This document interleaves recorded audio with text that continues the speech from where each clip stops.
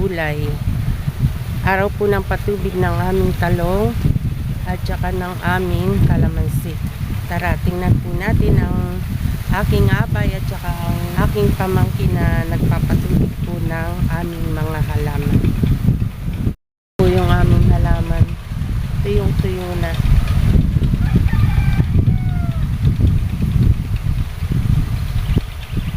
Ayan, 4 days na pong delay yan sa patubig. Kaya tuyong-tuyo na po ang aming talong.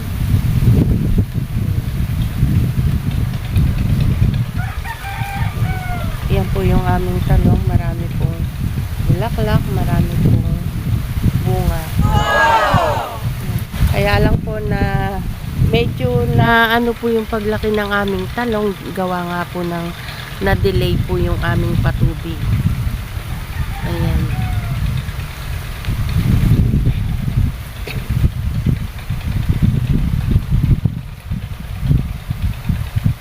Delay po siya ng 4 days. Ayan, ngayon pa lang po nakapagpatubig ang aking abay.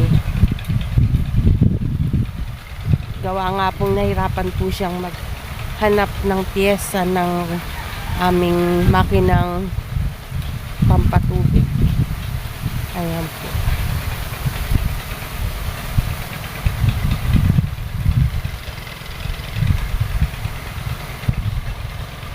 Ayan po yung aking abay. Magpapatubig na po.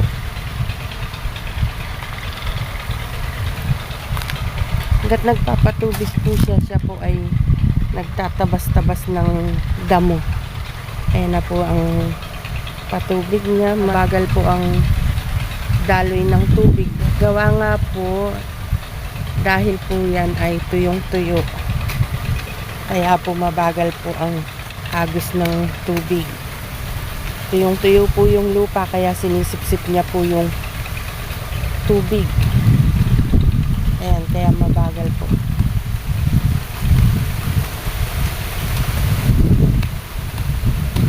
Baga, umaw na umaw po yung lupa.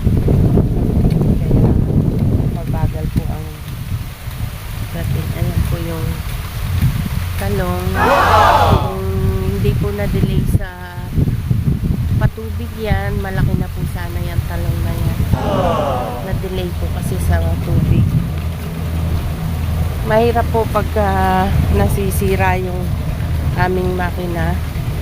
Nadidelay po ang aming pagpapatubig. Nadidelay din po yung mga paglaki ng aming mga gulay. Ayan po yung aking abay. Hanggat nagpapatubig po siya, ayan, nagtatabas po siya ng mga damo. Pero malinis naman po yan dahil 2 araw po yan na dinamo ng aking pamangkin. Yan. Ang ating isang Armis farm. Dinamo niya po yan. 2 araw lang. Puno-puno. Sa puno po siya nagdadamo. Kasi ito pong dito, ginras cutter po ng aking abayan. Yan dyan. Yung gitna. Ginras cutter po ng aking abay. Kaya yung aking pamangkin na si Dondon, yung puno-puno po ang kanyang dinadamo. Kaya yan po lahat. Natapos niya po yan ng 2 araw lang yung aking pamangkin. Tapos yung aking abay, natapos din niya po ng grass cutter yan ng 2 araw. Yun nga lang po, hanggang gabi. Inaabot po sila ng alas 6 dyan ng gabi sa pag-grass cutter at saka sa pagdadamo. Ganyan po kasi pag ang ating isang Armis farm. Ganyan po kasi pag ang aking abay. Yan. Hanggat nagpapatubig po siya, hindi pwedeng wala siyang gagawin. Yan. Super bagal po yung ating patubig. Dahil po tuyong-tuyo yung ating lupa. Ito na po yung mga natubigan na. Yan. Ilang tutling pa lang po. Kasi ginawa pa po ng aking abay yung makina. Inabot po sila ng tanghali sa paggawa ng makina, sa pagkasa.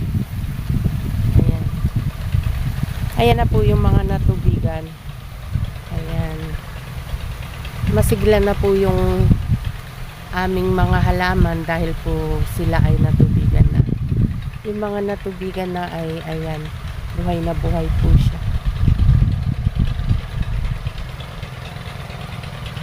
Ayan pa lang po yung mga natubigan. At saka po yung doon gawi. Yung doon gawi po natubigan na. Yung dito, hirap pong umabot yung tubig. Gagamit pa ho ng hose dyan ang aking abay. Mamaya. Pero yung gawing taas, natubigan na po yun. Yung gawi doon. Yung gawi dito, gawing baba, hirap pong umakyat yung tubig. Kaya, hindi po inabot. Ayan, hanggang dyan lang po yung tubig niya. Hindi na umabot dito hanggang dulo. Yan. Itong bunga na to ay gagamitan niya na po yan ng hose mamaya. Baka ho abutin ho siya ng gabi sa pagpapatubig ng aming talungan. Madalas po ganyan. Madalas pong naglalamay sa patubig ang aking abay. Pagka lalo na po tuyong-tuyo na, hindi niya po yan titigilan hanggang gabi po yan. Siya po ay magpapatubig. Ayun pa lang po yung kanyang tubig na isa parating pa lang. Ayan, parating pa lang po yung kanyang tubig.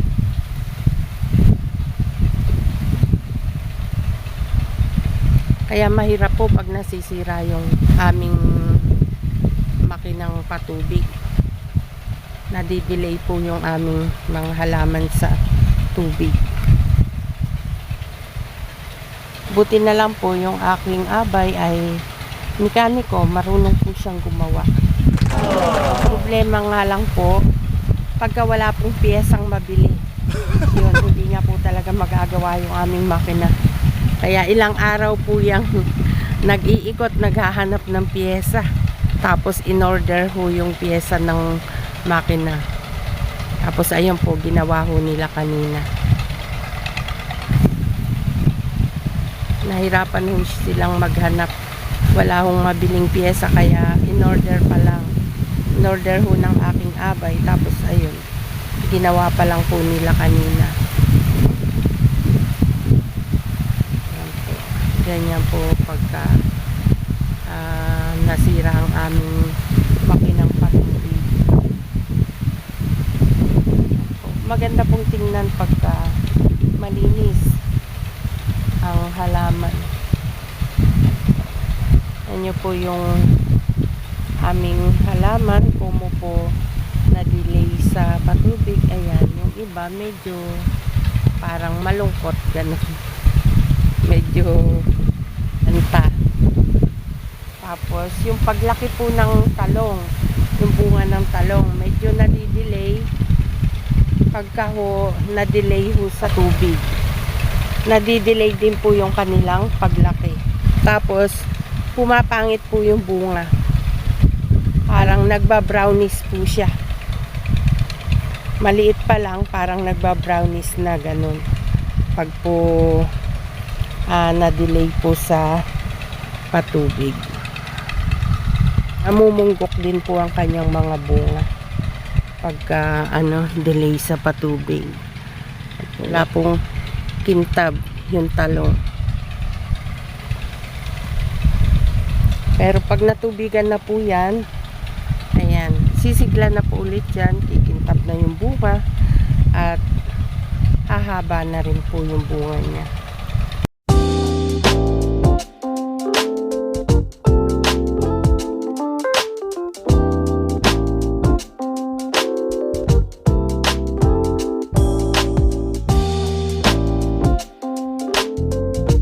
Puntahan po natin yung patubig ng aking pamangkin sa Calamansi. Ayan po yung hose ng aming Voltron. Ayan. Ito po, nakalinya po talaga to dito sa Calamansian. Ayan po. Dumadaan po yung aming tubig sa sangka. Yan po yung patubig sa aming kalamansian. Ang nagpapatubig po ngayon dyan ay ang aking pamangkin. Dalawang makina po yung gamit niya dyan. Isang Voltron at saka isa pong makinang hose lang. Ayun po yung buga ng tubig. Ayun po. Malakas po talaga pagka Voltron. Tapos yun namang hose na yon, yan po yung hose na tubig po niya nanggagaling po sa isang makina. Ayan po. Dalawang makina po yung gamit ng aking pamangkin. Ayun na po yung kanyang patubig dyan sa kalamansi.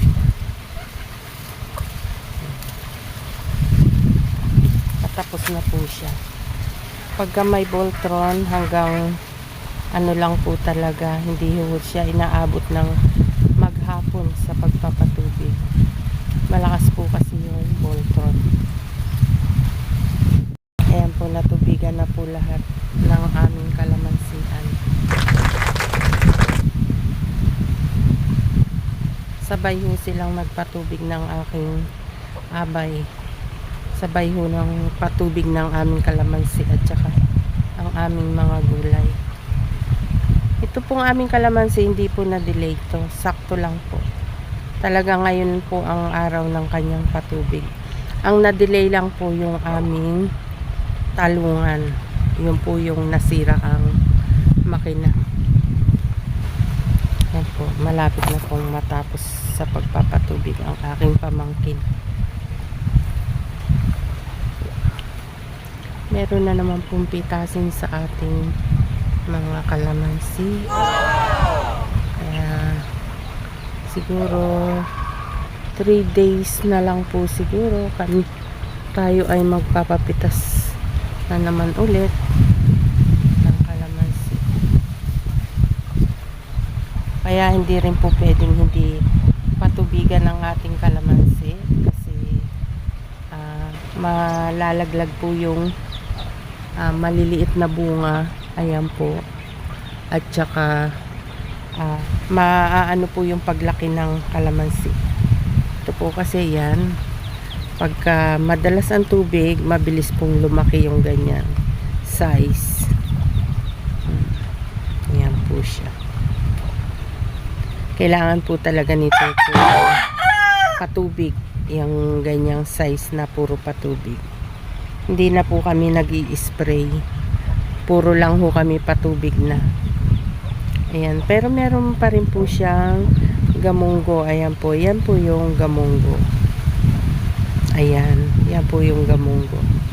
Pero hindi na po kami nag-i-spray. Ano na po marami pa pong malalaking bunga.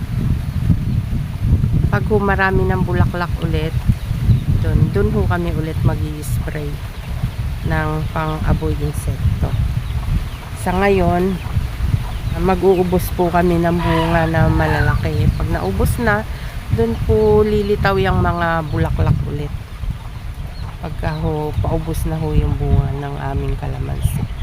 Gaya po yan, marami pa pong bunga. Ayan. Ayan po ang aking abay. Ginamitan na po niya ng Voltron. Ayan. Tapos na po kasi nagpatubig ang aking pamangkin sa kalamansian. Kaya ginamit niya po yung Voltron. Kaya mabilis na po yung tubig. Dating ng tubig. Ayan. Malakas po talaga yung aming Voltron. Ayan. Ayan. Dalawang makina po yung gamit ng aking abay. Mabilis na po ang agos ng tubig. Mag-aalas 6 na. Talagang inaabot po talaga siya ng gabi. Ayun po yung Voltron sa dulo. Hose ng Voltron nasa dulo. Di na po kita kasi medyo madilim na. Mag-aalas 6 na po kasi. Pagkatapos niya pong magpatubig dyan, siguro po Mga 6:30 po siguro tapos na yung aking abay dyan sa pagpatubig. Pagkatapos po niyang magpatubig dyan, mag-i-spray na naman po siya. Mamaya. Siguro po makakapag-spray po siya. Magsi-7 na po siguro ng gabi. Ayan po. Ganyan po yung halaman. Hindi po talaga pwedeng i-delay sa pag-i-spray. Mapapasukan po ng maraming insekto yung ating halaman pag po na-delay sa pag-i-spray. Tuwing ikatlong araw, kailangan po talaga tuwing ikatlong araw mag-spray. Hindi po pwedeng paliban. O tuwing ikalawang araw, kailangan po tuwing ikalawang araw mag-i-spray.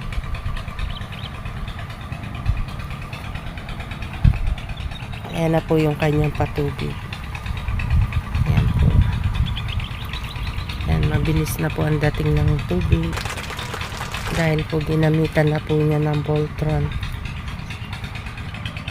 Ang nasira po pala sa aming makina ay yung ginagamit po pala sa Voltron.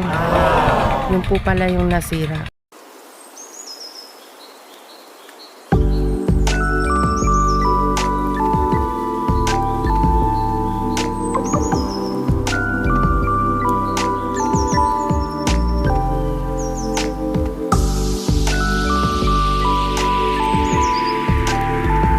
Na-delay lang po sa pagpapatubig dito sa aming talungan. Gawa nga po ang aking abay ay hanap po ng piyesa ng makina. Kaya po pala na-delay siya dito sa pagpapatubig dahil po sa abala po siya sa paghahanap ng piyesa ng aming makina. Yan. Nung naayos na po nila yung makina, ayan, sabay po silang nagpatubig ng kalamansi at saka halaman. Sabay po sila ng aking pamangkin sa pagpapatubig.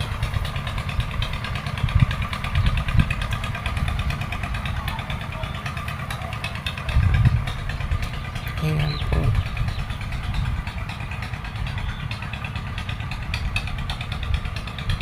Ayan po yung ating patubig po ng aking abay.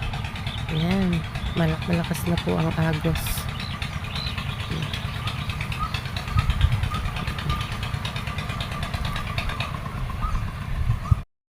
Hello po mga ka-farming, check po natin kung tapos na po ba magpatubig ang aking abay kasi may gitna pong 6:00. Ayan po mga ka-farming, malapit na po palang matapos ang aking abay sa kanyang pinatutubigan. Ayan. Ayan. Ito, nandito na po yung patubig ng aking abay. Ayan po. Ayan, ito na po yung kanyang patubig. Pupuntahan po natin yung huling tudling. Ayan, ito po yung huling tudling ng talong. Ayan po. Ayan po, naka-ready na po yung kanyang hose ng power spray. Niready na po niya. Diyan po siya mag-uumpisa mamaya sa kanyang pag-i-spray. Napakasipag po ng aking abay. Ayan po yung kanyang patubig. Ayan, matatapos na po. Andito na po siya sa huling tudling. Ayan. Matatapos na po ang aking abay.